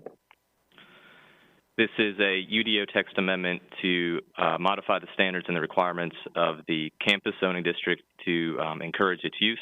It was authorized on October 20th of 2020. So the campus district is really the public and institutional kind of equivalent to what a planned development master plan district would be used for. So an institution like a public university, college, hospital would go through the rezoning to apply this district to their property. It would allow flexibility in the development, but also provide protections to adjacent and nearby property owners. It's been a part of the UDO since its adoption in 2013, but to date has not been utilized or mapped on any property within the city, although I would note that there is a pending application from North Carolina State University for Centennial Campus to zone that with this campus district. So there's really three focus areas for the change. The first would be to allow the master plan to designate the allowable uses and use standards and to remove the campus district column from the permitted use table. The second is to similarly remove the specific height requirements dictated in the campus master plan, or excuse me, in the campus district, and allow the master plan to designate the appropriate heights. And then the third would be to revise the application standards to remove the requirement for a street and block plan. Many of these types of uses have a network of private streets or access ways that don't typically meet the requirements of public streets or city blocks. So that would be the purpose of that third area there. That is a brief summary of the text change. I'm happy to answer any questions you might have.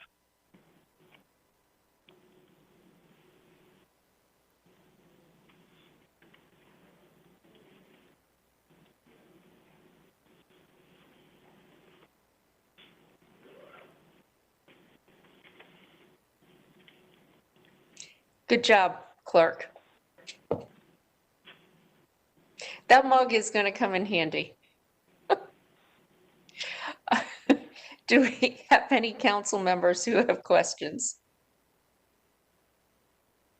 Okay, well, I am going to open the hearing then and close the hearing. Do we have a motion to approve? Councilmember Melton? I move to adopt the proposed consistency statement dated January 5th, 2021, contained in the agenda materials, and to approve the zoning text amendment with the adoption and effective dates described in the agenda item under recommended action. Second. Mayor Pro Tem Stewart. Okay. All in favor? Anyone opposed? Okay, that passes unanimously, Clerk. I want to thank everybody we had 2 long, meetings today. I want to thank everybody for their enthusiasm, the ideas that got brought forward at this afternoon's meeting. We have been entertained by barking dogs, children, and muting, and Gail's coffee mug. So thanks for bringing a little brightness to to today's meeting. And I wish everybody a happy new year, and have a good rest of the night. Take care. And Marcelle's first meeting.